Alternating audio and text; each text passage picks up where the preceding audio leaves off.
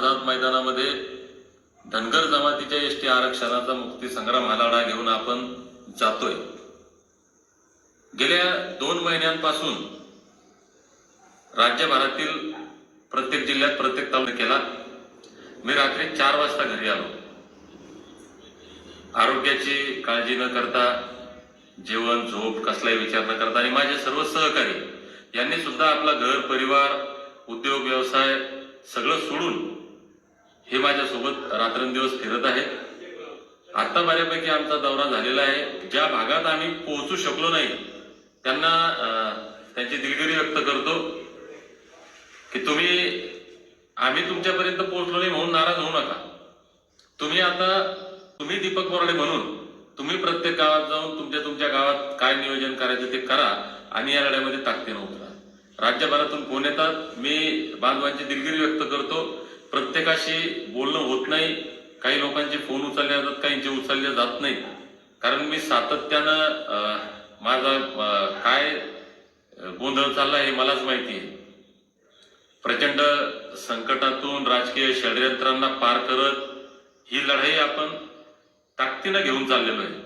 म्हणून बांधवांनो, मी कुणाशी बोललो नाही बोललो या गोष्टींचा आपण फारसा विचार न करता आपलं काय योगदान या लढाईमध्ये देता येईल तो आपण या ठिकाणी प्रयत्न करावा। 21 जानेवारीला आपण मुंबईच्या आझाद मैदानामध्ये सकाळी 11 वाजता जाणार आहोत। तशी नियोजन तसली तयारी बऱ्यापैकी ताकदीनं राज्यभरातून केली आहे।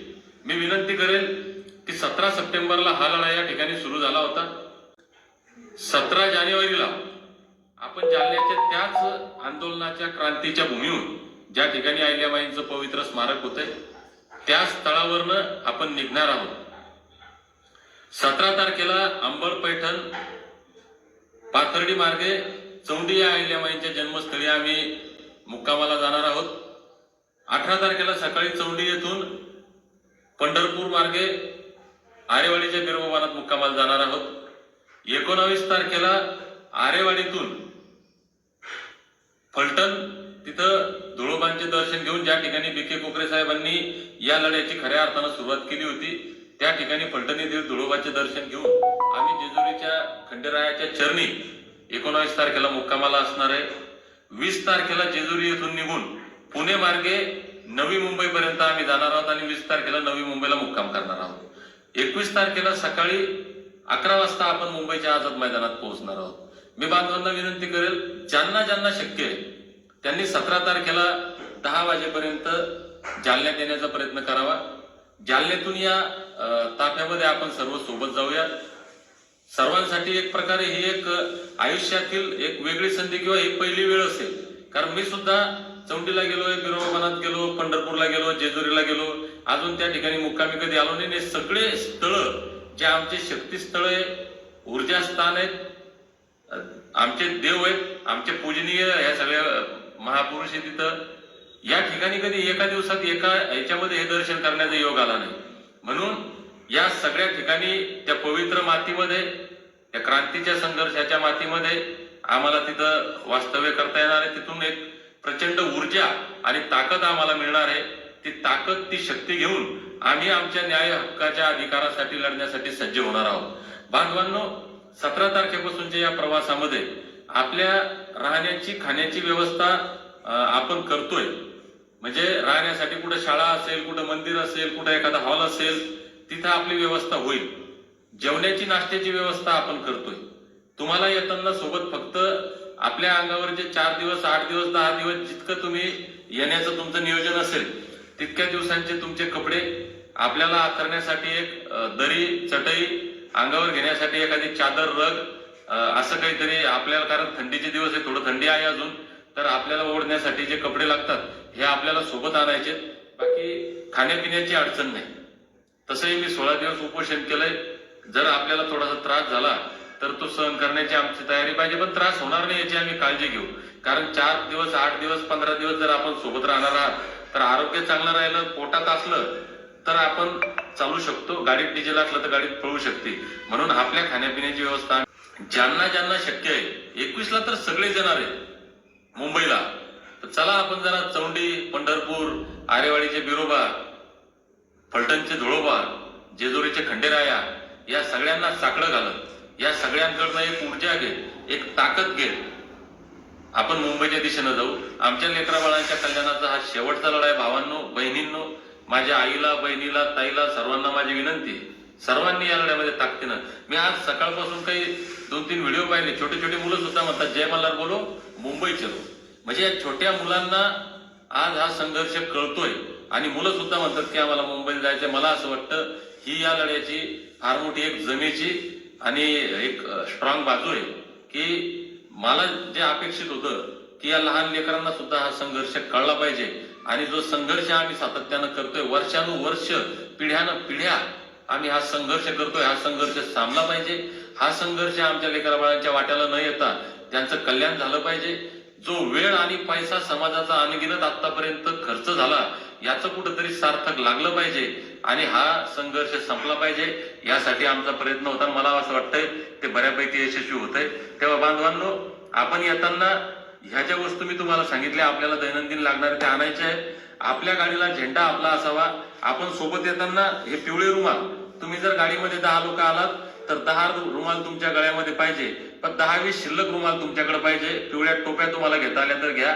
ज्या लोकांच्या गळ्यामध्ये रुमाल नसेल, मुंबईत पोहोचल्यानंतर डोक्यावर टोपी नसेल, त्यांच्या गळ्यात रुमाल टाकता आला पाहिजे. आम्ही प्रयत्न करतोय, आमच्या परीनं जे जे आम्हाला करता येईल ते आम्ही करण्याचा प्रयत्न करतोय. पण आपण सुद्धा आपापल्या परीनं आपापल्या यानं नियोजन करावं. जितके झेंडे तुम्हाला आणता येईल, मुंबईत ज्याला जिथं झेंडा लावता येईल ते लावा. आपल्या गाडीला आपलं बॅनर आपण चलो मुंबई 21 जानेवारीचं अशा पद्धतीचा बॅनर घेऊन या. गाडीला बॅनर आपल्या राहू द्या, आपल्याला कुठं टोल द्यायची गरज पडणार नाही, काही नाही. मुंबईत आल्यानंतर ज्याला तुमच्या फोटोसह एखादं बॅनर लावायचं असेल, तुमच्या गावाच्या नावानं बॅनर लावायचं असेल, तुमच्या एखाद्या मित्रमंडळाच्या नावानं लावायचं असेल, तालुक्याच्या नावानं लावायचं असेल, हे तुम्ही बॅनर एक्स्ट्रा बनवून आणू शकता. आणि मुंबईत जिथं जागा दिसत, जिथं बॅनर लावता येतील तिथं आपले पिवळे बॅनर लागले पाहिजे. म्हणजे तुमच्या फोटोचे, तुमच्या नावाचे, तुमच्या गावाचे, तुमच्या तालुक्याचे बॅनर मुंबईमध्ये सुद्धा लागतील.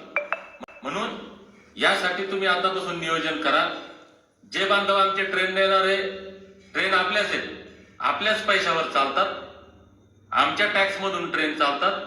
म्हणून आपण विनंती करणार आहे सरकारला की आमच्या या बांधवांसाठी, न्याय हक्कासाठी जे मुंबईला आपला काम धंदा सोडून आपला वेळ आणि पैसा खर्च करून येणार आहे, यांना ट्रेनमध्ये फ्री प्रवास झाला पाहिजे. आणि त्यांनी नाही दिलं तरी शासनानं आपण हे गळ्यात पिवळे रुमाल टाकायचे, झेंडे घालायचे. ट्रेन आमच्या आहेत, आमच्या बापाच्या आहेत. त्याच्यामुळं जय मल्हार बोलो, मुंबईचं ज्यांना ज्यांना शक्य आहे, अगदी नांदेड पासून, गडचिरोली, चंद्रपूर पासून, धुळे, नंदुरबार पासून, सातारा, सांगली, सोलापूर, कोल्हापूर या प्रत्येक भागातून या ट्रेनचा आपल्याला फार सोपा प्रवास आहे. ट्रेनवाल्यांनी सुद्धा 20 तारखेला निघण्याचं करावं. 19 तारखेला जरी आलं तिथं आझाद मैदानात झोपता येईल, काही अडचण नाही. आणि सगळ्यात महत्वाचं, आपण जिथून येतोय तिथून या सगळ्या आपण नियोजन करून यावं. जे लोक आमचे बांधव, मायमावल्या, बायकार येणार आहेत त्यांनी शक्यतो प्रयत्न करा 20 तारखेपर्यंतच मुक्कामी आपण मुंबईच्या आसपास कुठंतरी जिथं जागा मिळेल तिथं आपण पडूयात. आपण रानावळात राहणार लोक आहे, जे खायला मिळेल ते खाऊया.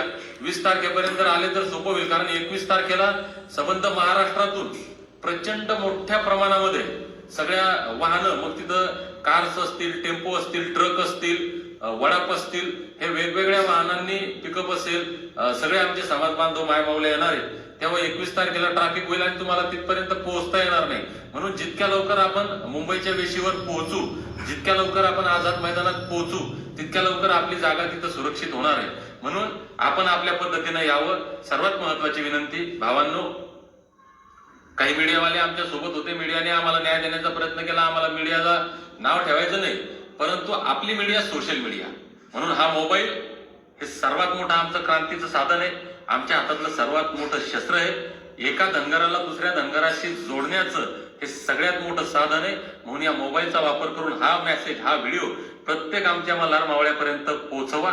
अडचण तुम्हाला कुठं देणार नाही. आपले बॅनर, आपले झेंडे, आपले रुमाल गाडीला लावून आणायचे, सोबत आणायचे. मुंबईत आपला झेंडा रोवला पाहिजे, आपला बॅनर मुंबईमध्ये लागला पाहिजे. तुमच्या फोटोचं, तुमच्या नावाचं, तुमच्या गावाच्या नावाचं बॅनर मुंबई लागलं. मुंबईच्या जिथं दिसत तुम्हाला, जिथं लावता येईल, आपल्यासोबत दोऱ्या घेऊन या, आपल्यासोबत खिळे घेऊन या आणि जिथं ठोकता येतील तिथं बॅनर ठोकायचे, जिथं बॅनर लावता येतील तिथं लावायचे, जिथं झेंडे लावता येतील तिथं लावायचे. आपल्याला बांधवांनो मुंबई पिवळी करायची. म्हणून आज आता हे थोडंसं सविस्तर शेवटचं बोललो. हा व्हिडिओ शेवटपर्यंत प्रत्येकानं ऐका आणि प्रत्येक